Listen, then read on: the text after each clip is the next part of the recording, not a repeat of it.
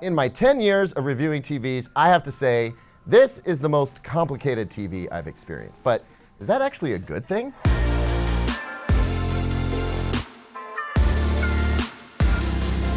Welcome back, everyone. I'm Caleb Dennison, and today I'm reviewing the LG G1 Gallery Series OLED Evo. Gotta have that Evo part in there. And when I say complicated, I mean this TV has a lot going on. Probably one of the most feature-rich TVs I've ever seen. So here's what I'm gonna do. I'm going to do a more traditional review of the TV where we touch on things like picture settings, the user interface and how it's changed, and of course, picture quality, you know, broad strokes with a few highlights tossed in for fun. And then I'm going to do a deeper dive video later where we look at some of the interesting quirks in the picture settings and why they are like that, how to get the most out of the G1, what Evo is, how it works, and why objective measurements aren't telling the whole story. That kind of geeky stuff. Sound good? Awesome. Let's get into it. Before I get started though, drop me a comment and let me know if you think Mini LED is going to topple OLED in performance this year, or will OLED remain king? And while you're down there, please like and subscribe. We're on our way to 1 million subs and I need your help. And as always, we have shopping links in the description if you'd like to support this channel that way. You know I appreciate it. Okay, let's go. So I want to start out by giving you an update on picture settings. When I did my unboxing video for this TV, I started out with ISF Bright because ISF presets are typically a great starting place. And the picture looked good, but when I got to measuring, I realized the color temperature was a little cold, a lot of blue in the white measurement. So I dug in, sure enough, ISF Bright room mode is brighter and cooler in color temperature. That's good for daylight viewing, but not good as a baseline for measurements. Turns out though, that's not the correct default setting, but I didn't know that at the time, so I shifted to ISF Dark and it measured better, extremely well actually. I also checked out Cinema Home and Cinema User for HDR picture settings and noted that Cinema Home had a cooler color temp as well. So I changed that to warm and bounced between the two, and Cinema Home ended up brighter. But why? Then there's Dolby Vision. Here again, I checked out the difference between Cinema Home and Cinema User. By the way, it only says user if you've made an adjustment, right? And the color temperature was the same, but Cinema Home was brighter, and also some motion smoothing is involved, and you can't turn it off. I'll dive into all of this in the next video, but for now, I would just use Cinema User for HDR and Dolby Vision modes. I would make sure peak brightness is turned to high. I would also suggest trying peak brightness on high for SDR if you're watching during the day and want a brighter picture. With that out of the way, how did the TV measure? It actually measured very well. The white balance was so spot on, I didn't have to do a thing. Colors in SDR were, again, spot on. And in SDR with the right settings, I got a bit more than 400 nits for SDR. That's not really accurate, but helpful for daytime viewing, and the brighter picture looks great. For HDR, I was able to get about 830 nits in cinema mode and around 860 in vivid mode, both with a 10% window where the readings were their highest. That's slightly higher than what I saw last year, but to be honest, not quite as high as I was expecting. Yet, when I watch real content, it is clearly pushing out brighter HDR highlights. So what's the deal? It goes back to this whole OLED Evo thing, which is what LG uses to identify its new brighter OLED TVs. At its most basic, I can tell you that Evo is not just a panel change. It has to do with both the new panel and some processing happening behind the scenes. How the panel has changed and how Evo works in general, again, is something I'm gonna have to save for the deep dive, but right now, I can tell you this new OLED TV is definitely punchier than we've seen for the past 5 years or so.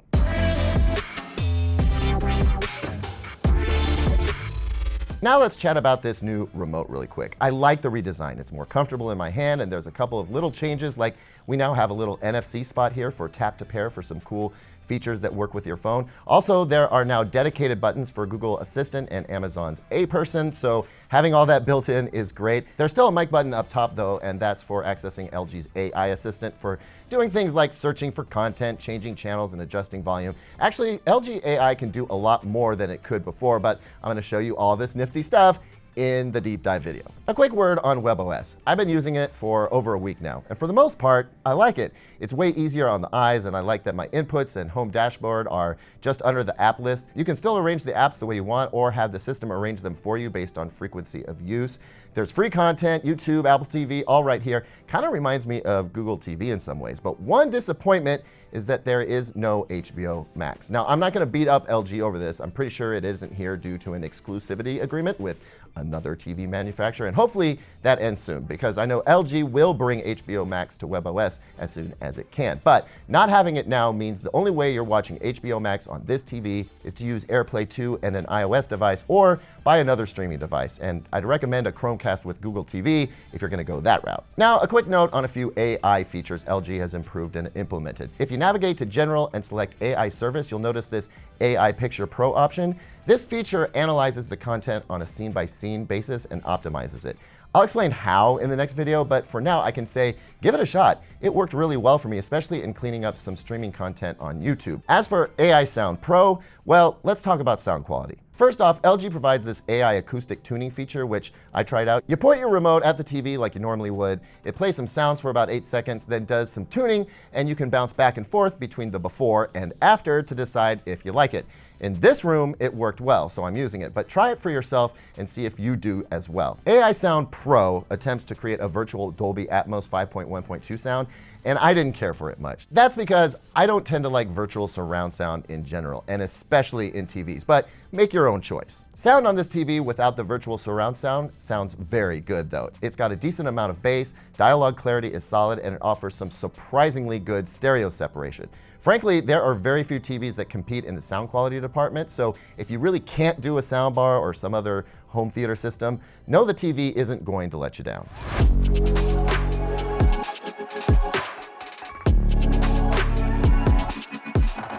Now, finally, picture quality. I tested this TV with everything from cable and satellite all the way up to 4K Blu-rays, and with almost everything I watched, it looked the best I've ever seen it. Now, keep in mind, I haven't gotten to the Sony A90J or made any comparisons. We will do that, but there's no doubt this is one of the best looking TVs you can buy this year. As for low resolution cable and broadcast TV, the G1 here does as good a job as I've seen making that content look decent on a screen this large. No processing can work miracles with this stuff, but it looks decent. Standard HD content in SDR, especially with the peak brightness boosted, looked fantastic. I used Meat Eater on Netflix because of its natural vistas and also because I don't think they're using the fanciest cameras all the time, and it still looked aces. Deep blacks, saturated colors, and a pristine cleanliness that I haven't seen in a long time. 4K HDR, as you would expect, was even better. I think the handling of highlights and highlight detail is superb and exciting, and the contrast against the blacks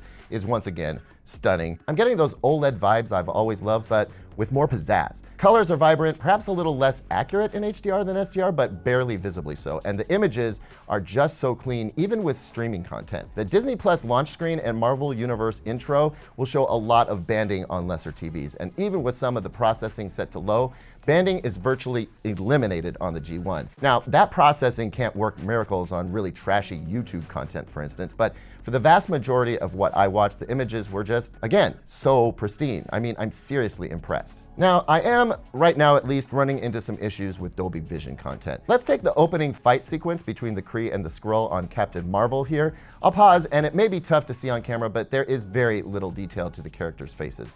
Same with several other dark Dolby Vision properties. Now, I'm not prepared to call this a problem with this TV because I've seen it on other TVs as well, including those that can get a lot brighter. I'm not sure what's going on, but it could be a Dolby Vision encoding thing, and it needs more investigation. So hopefully I can get that figured out. Good news is, lots of other Dolby Vision titles look amazing. Otherwise, as far as picture quality goes, I think this is a big step forward for LG and OLED TVs in general.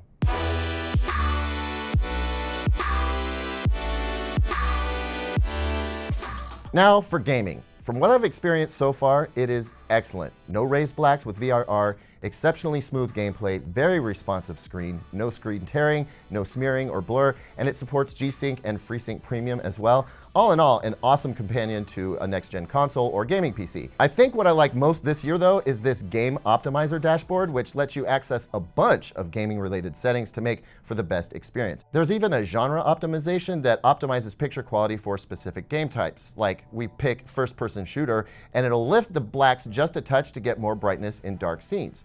There's a lot here I'm going to save for the next video, but I'm curious if gamers are gonna dig this kind of geekery like I do. So when it comes down to it, the G1 is a remarkable TV, and I think it's gonna be hard to touch this year. If you want the best OLED you can buy in 2021, the G1 must be on your short list. Thanks as always for watching, everyone. Let me know in the comments, which do you think is going to be the brighter TV this year, the G1 or the A90J from Sony? Let me know in the comments, and another reminder to like, subscribe, and click that bell. And while you're here, here's 2 other videos I think you'll like.